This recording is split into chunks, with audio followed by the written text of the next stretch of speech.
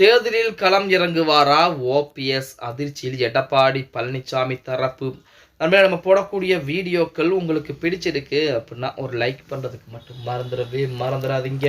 அனைத்து இந்திய அண்ணா திராவிட முன்னேற்ற கழகம் தற்போது 2-3 பிரிவுகளாக நம்ம என்ன சொல்றோம் அப்படின்னா, அதாவது ஓபிஎஸ் தரப்பினர் என்ன சொல்றாங்கன்னா, அதிமுக ஒன்றிணைய வேண்டும், அதிமுக வெற்றி பெற வேண்டும் அப்படின்னு சொல்கிறார்கள். ஆனால் எடப்பாடி பழனிசாமி தரப்பு அதிமுக ஒன்றிணைய கூடாது, தோல்வியை தழுவினாலும் பரவாயில்லை அப்படின்னு நிலைப்பாடுலாம் இருந்துகிட்டு இருக்கு. அது மட்டும் இல்லாமல் 2026 சட்டமன்ற தேர்தலில் நாங்கள் மிகப்பெரிய வெற்றி வாய்ப்பை பதிவு செய்து விடுவோம் அப்படிங்கிற மாதிரி சொல்றாங்க. ஆனால் இடையிலே வந்த இடைத்தேர்தல் 2 தேர்தலிலுமே அதிமுக புறக்கணிப்பு செய்திருக்கிறது. ஒன்னு, ஜனநாயக முறைப்படி ஆளும் கட்சி எதிர்த்து எதிர்கட்சிகள் ஜெயிப்பது மிக கடினம் என்பது நம்ம அனைவருக்கும் தெரியும். இருந்த போதிலுமே எடப்பாடி பழனிசாமி அதை சமாளிக்க முடியாமல் தற்போது புறக்கணிப்பு அப்படிங்கிற வார்த்தையை பயன்படுத்தி இருக்கிறார். இதே இன்னொரு தொகுதி இடைத்தேர்தல் என்பது சமீபத்திலே நடத்தப்பட்டது. அந்த தொகுதியிலும் எடப்பாடி பழனிசாமியுடைய அதிமுக புறக்கணிப்பு செய்தது. மறுபடியும் இப்ப ஈரோடு கிழக்கு இடைத்தேர்தலுமே பாத்தீங்க அப்படின்னா மறுபடியும் அதிமுக என்பது புறக்கணிப்பு செய்திருக்கிறது அப்படின்னே கூட சொல்லலாம்.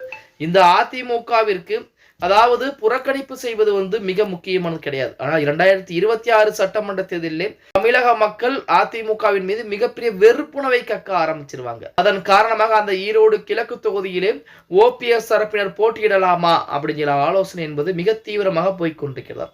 இப்ப நாம் தமிழர் கட்சிக்கும் திமுகவிற்கும் இந்த ஈரோடு கிழக்கு தொகுதியிலே நேரடியான போட்டி என்பது உருவாகி இருக்கிறது. அந்த போட்டியை கலைப்பதற்கு ஓபிஎஸ் தரப்பிலிருந்து ஒரு நபர் களம் இறங்குவாரா அப்படிங்கிற ஆலோசனைகள் தான் தற்போது மிகப்பெரிய அளவிலே போய்கொண்டிருக்கிறது.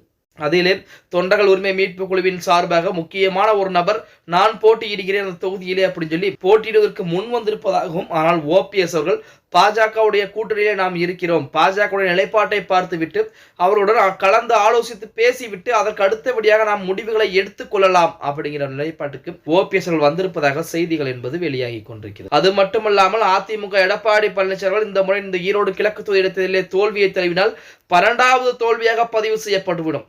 அதன் காரணமாகத்தான் எடப்பாடி பழனிசாமி அவர்கள் பார்த்தீங்க அப்படின்னா பயந்து நடுங்கிக் கொண்டிருக்கிறார். ஆனால் ஓபிஎஸ் தரப்பை பொறுத்த வரைக்கும் அப்படி இல்லை. வெற்றியாக இருந்தாலும் சரி, தோல்வியாக இருந்தாலும் சரி, அது சகஜமாக போய்விடும் அப்படின்னே கூட சொல்லலாம். ஆனால் எடப்பாடி பழனிசாமியை பொறுத்த வரைக்கும் தோல்வி என்பது சகஜமாக இருப்பதற்கு வாய்ப்புகள் என்பது கிடையாது. அதே போல வெற்றி விட்டார் அப்படின்னா அதுவும் மிக பிரம்மாண்டமான முறையில் தான் இருக்கு. சரி, இந்த பிரச்சனை எல்லாமே ஒரு புறம் இருந்தாலுமே வருகிற 2026 சட்டமன்ற தேர்தல் என்பது தமிழகத்தில் இருக்கக்கூடிய திமுக மற்றும் அதிமுகவிற்கு மிக முக்கியமான ஒரு தேர்தல். ஏன்னா அடுத்த திமுக ஜெயித்தால் மட்டும்தான் உதயநிதியை முதலமைச்சராக்க முடியும். இப்ப துணை முதல்வராக இருக்கிறார், அடுத்த முதலமைச்சர் ஆகி வருவார்.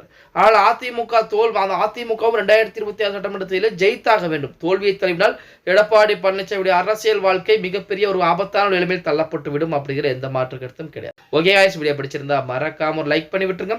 அப்படியே இந்த வீடியோ உங்க ஃப்ரெண்ட்ஸ் அண்ட் ஃபேமிலிக்கும் ஒரு ஷேர் பண்ண மறந்துடாதீங்க.